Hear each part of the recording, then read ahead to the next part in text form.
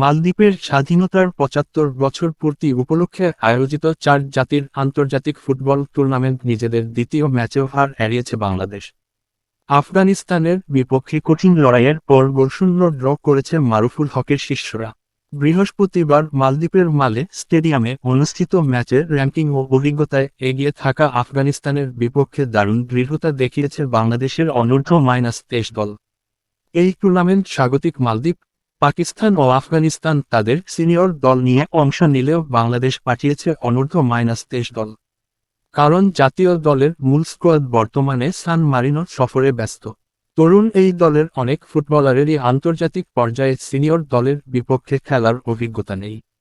তবুও টানা দ্বিতীয় ম্যাচে পয়েন্ট তুলে নিয়ে সম্ভাবনা জিইয়ে রেখেছে তারা। ম্যাচের শুরু থেকে আক্রমণাত্মক ফুটবল খেলতে থাকে আফগানিস্তান।